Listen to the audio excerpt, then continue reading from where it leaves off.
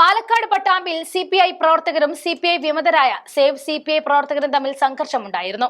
അവിടെ VT ബൽറാം എത്തിയതായിരുന്നു ഏറ്റവും വലിയ സംഘർഷത്തിനുള്ള കാരണം. സിപിഐയുടെ പേര് വിമതർ ഉപയോഗിക്കരുത് എന്ന് പറഞ്ഞായിരുന്നു സംഘർഷം. ആ സംഘർഷം വകവയ്ക്കാതെ തകർപ്പൻ പ്രസംഗമായിരുന്നു VT ബൽറാം കാഴ്ചവെച്ചത്. സേവ് സിപിഐ പരിപാടിയിൽ കോൺഗ്രസ് നേതാവിനെ പങ്കെടുപ്പിച്ചതായിരുന്നു സംഘർഷത്തിന് പ്രധാന കാരണമായിട്ട് അവർ ഉന്നയിച്ചത്. ആ സംഘർഷം ഉണ്ടാക്കിയവരെ പോടാ പുല്ലേ എന്ന ഭാവത്തിലായിരുന്നു പ്രസംഗം VT ബൽറാം കാഴ്ചവെച്ചത്. ആ വീഡിയോ ദൃശ്യങ്ങൾ കാണാം. പ്രത്യേകമായി അഭിനന്ദിക്കാൻ ആഗ്രഹിക്കുകയാണ്. ഇവിടെ അടക്കമുള്ള ആളുകൾ പറഞ്ഞു, എന്നെപ്പോലുള്ള ഒരാളുടെ ഈ വേദിയിലെ സാന്നിധ്യം, അതിന്റെ സാങ്കത്യം എന്ത് എന്ന് ചോദിക്കുന്ന ആളുകളുണ്ട്. ഒരു തെറ്റിദ്ധാരണയും വേണ്ട. ഒരു തരത്തിലുള്ള രാഷ്ട്രീയ മുതലെടുപ്പും ഞാനോ എന്റെ പ്രസ്ഥാനമോ ഇതുപോലൊരു അവസരത്തിൽ ആഗ്രഹിക്കുന്നില്ല. ഇതൊരു മാനവ സംഗമം എന്ന നിലയിൽ ഈ കാലഘട്ടത്തിൽ മനുഷ്യർ തമ്മിലുള്ള മാനസികമായ ഐക്യപ്പെടൽ മുൻപെന്നത്തേക്കാളും പ്രാധാന്യമേറിയതാണ് എന്ന തിരിച്ചറിവിൽ ഈ പരിപാടിയുടെ ഭാഗമാവാൻ വേണ്ടിയിട്ടാണ് ഞാൻ കടന്നു വന്നിട്ടുള്ളത്. പക്ഷെ അപ്പോഴും ഒരു കാര്യം ഞാൻ പറയാൻ ആഗ്രഹിക്കുകയാണ്. ഞാൻ പ്രതിനിധീകരിക്കുന്ന ഇന്ത്യൻ നാഷണൽ കോൺഗ്രസ് പ്രസ്ഥാനമാവട്ടെ, നിങ്ങളിൽ പലരും നാളിതുവരെ പ്രവർത്തിച്ചുകൊണ്ടിരുന്ന, ഒരുപക്ഷെ നാളുകളിലും പ്രവർത്തിക്കാൻ പോകുന്ന കമ്മ്യൂണിസ്റ്റ് പാർട്ടി ഓഫ് ഇന്ത്യ ആകട്ടെ, നമ്മുടെ ചില പൊതു പാരമ്പര്യങ്ങളുണ്ട്, ചില പൊതു പൈതൃകങ്ങളുണ്ട്. ഒരു പൊതു ചരിത്രത്തിന്റെ തുടർച്ചയിലാണ് നമ്മൾ പിൽക്കാലത്ത് വഴിതിരിഞ്ഞു പോയത് എന്നുള്ളത് ഈ നാടിന്റെ ചരിത്രം പഠിക്കുന്ന ആളുകൾക്ക് മുഴുവൻ അറിയാവുന്ന കാര്യമാണ്. ഇന്ന് ഞാൻ നിങ്ങളോട് സേവ് സിപിഐ ഫോറത്തിന്റെ ഈ വേദിയിൽ നിന്നുകൊണ്ട് സംസാരിക്കുമ്പോ എനിക്ക് തോന്നുന്നു ഈ പട്ടാമ്പിയിൽ തന്നെ AISFന്റെ ഒരു സമ്മേളനം നടക്കുകയാണ് എന്നാണ് ഞാൻ മനസ്സിലാക്കുന്നത്. ഓൾ ഇന്ത്യ സ്റ്റുഡൻസ് ഫെഡറേഷൻ എന്ന് പറയുന്ന AISF അത് 1936 രൂപീകൃതമാകുമ്പോ അതിന്റെ ആദ്യ സമ്മേളനം ഉദ്ഘാടനം ചെയ്ത നേതാവിന്റെ പേര് ഒരുപക്ഷെ അവർക്കൊന്നും ഓർമ്മയുണ്ടാവില്ല. പക്ഷെ ഈ നാടിനു വേണ്ടി നമുക്ക് ആ പേര് ഓർമ്മപ്പെടുത്തേണ്ടതായിട്ടുണ്ട്. ആ പേര് പണ്ഡിറ്റ് ജവഹർലാൽ നെഹ്റു എന്നാണ്.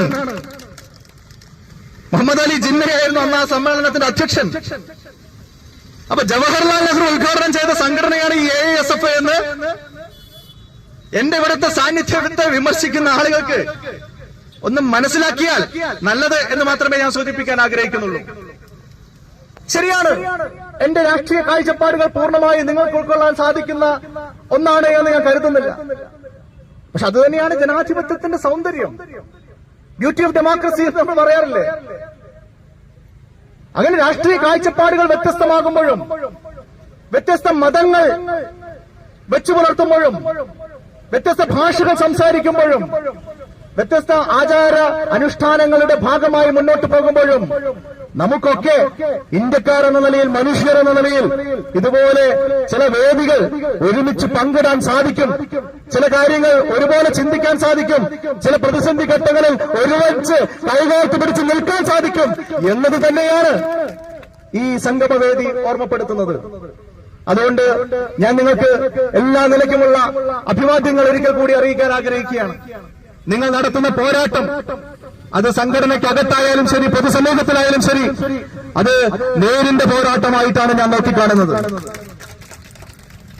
ഒരു രാഷ്ട്രീയ പാർട്ടി എന്ന് പറയുമ്പോ അത് അതിന്റെ നേതൃത്വത്തിന്റെ ഏത് തെറ്റായ തീരുമാനത്തെയും കണ്ണടച്ച് ആജ്ഞാനുവർത്തികളായി അനുസരിക്കുന്ന ആട്ടിൻപറ്റങ്ങൾ എന്ന നിലയിലല്ല.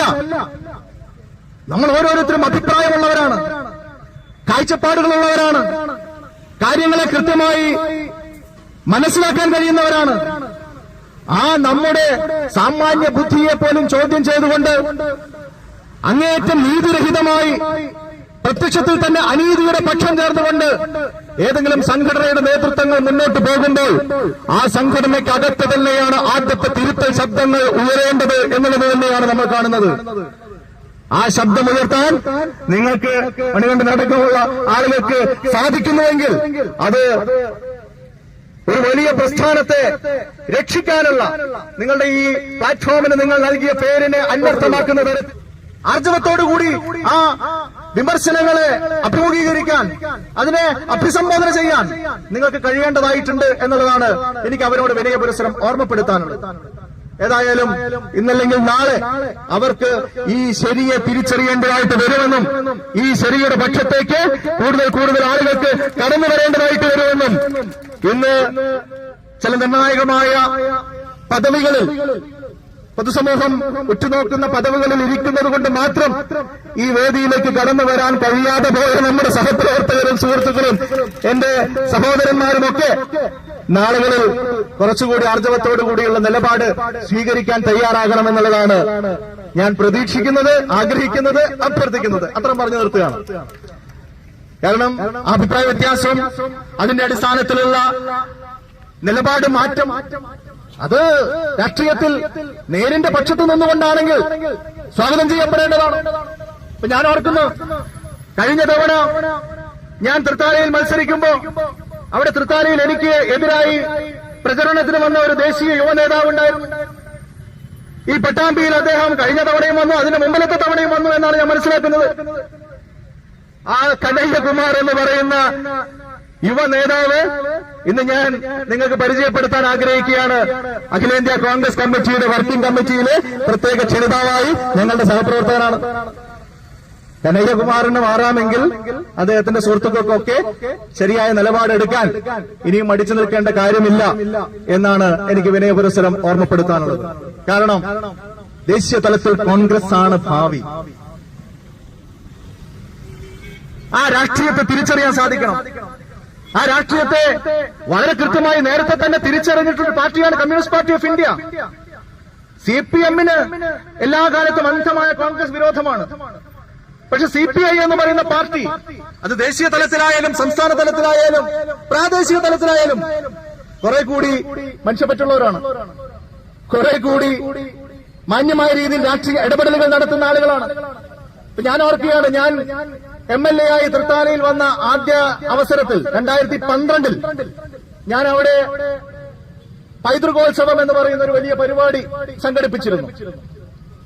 ആ പൈതൃകോത്സവ പരിപാടി ഞങ്ങൾ സംഘടിപ്പിച്ചപ്പോ സ്വാഭാവികമായിട്ടും എന്റെ പാർട്ടിയുടെ, എന്റെ മുന്നണിയുടെ പല പാർട്ടികളും അതിനെ അഭിവാദ്യം ചെയ്തുകൊണ്ടുള്ള ഫ്ലക്സ് ബോർഡുകളൊക്കെ ഉയർത്തി.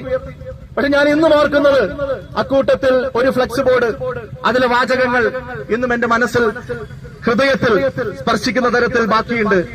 ആ ഫ്ലക്സ് ബോർഡ് അന്ന് അതവിടെ ഉയർത്തിയത് നിങ്ങളുടെ കൂട്ടരായിരുന്നു, കമ്മ്യൂണിസ്റ്റുകാരായിരുന്നു, CPI-യുടെ സുഹൃത്തുക്കളായിരുന്നു. അപ്പോ നല്ലതിനെ നല്ലതെന്ന് പറയാൻ, ഉൾക്കൊള്ളാൻ എല്ലാ കാലത്തും നമ്മൾ തയ്യാറായിട്ടുണ്ട്. അങ്ങനെ നമ്മൾ ഒന്നിച്ചു നിന്നപ്പോഴാണ് ഈ കേരളത്തിൽ ഐതിഹാസികമായ ചില മാറ്റങ്ങൾ ഉണ്ടായിട്ടുള്ളത്. ഇന്നും കേരളത്തിലെ നാളിതുവരെയുള്ള ചരിത്രത്തിലെ ഏറ്റവും മികച്ച സർക്കാർ ഏത് എന്ന് ചോദിച്ചാൽ, ഏറ്റവും മികച്ച ഭരണാധികാരി ആര് എന്ന് ചോദിച്ചാൽ, ഈ കേരളത്തിന് ഒന്നാമതായി പറയാനുള്ള ഉത്തരം സഖാവ് അച്യുതമേനോൻ എന്നാണ് എന്നെങ്കിൽ ആ അച്യുതമേനോൻ സർക്കാരിനെ യാഥാർത്ഥ്യമാക്കി നമ്മൾ ചേർന്നിട്ടല്ലേ? അങ്ങനെ കോൺഗ്രസും CPI-യും ചേർന്ന് അച്യുതമേനോന്റെ നേതൃത്വത്തിൽ സർക്കാർ ഉണ്ടാക്കിയ കാലഘട്ടത്തിലാണ് ഇവിടെ ജന്മിത്തം അവസാനിപ്പിച്ച് ഇവിടെ ഭൂപരിഷ്കരണം നടപ്പാക്കിയത് എന്നുള്ള യാഥാർത്ഥ്യം ഇന്ന് CPM-കാർ സമ്മതിക്കില്ല. കേരളത്തിലെ ഭൂപരിഷ്കരണ നിയമം, കേരള ലാൻഡ് റിഫോംസ് ആക്ട്, അത് പാസാക്കിയത് R. ശങ്കരന്റെ നേതൃത്വത്തിലുള്ള കോൺഗ്രസിന്റെ സർക്കാരായിരുന്നു. ചിലർ മനഃപൂർവ്വം മറച്ചുവെക്കാൻ ആഗ്രഹിക്കുന്ന കാര്യമാണ്. അതിനുശേഷം ഞാൻ നേരത്തെ സൂചിപ്പിച്ച നമ്മൾ ഒന്നിച്ചു ചേർന്ന് നടത്തിയ പ്രവർത്തനങ്ങളുടെ ഭാഗമായിട്ടാണ് ആ നിയമം നടപ്പിൽ വരുന്ന സാഹചര്യം കേരളത്തിലുണ്ടായത്. കേരളത്തിൽ ജന്മിത്തം അവസാനിപ്പിച്ചത് നമ്മൾ ഒന്നിച്ചു ചേർന്നുകൊണ്ടാണ്. കേരളത്തിലെ ഏറ്റവും മികച്ച ഭരണകൂടം അത് നമ്മുടെ ഭരണകൂടമായിരുന്നു എന്നുള്ളതിന്റെ തെളിവാണ് 1977 രാജ്യമെമ്പാടും ഞങ്ങളുടെ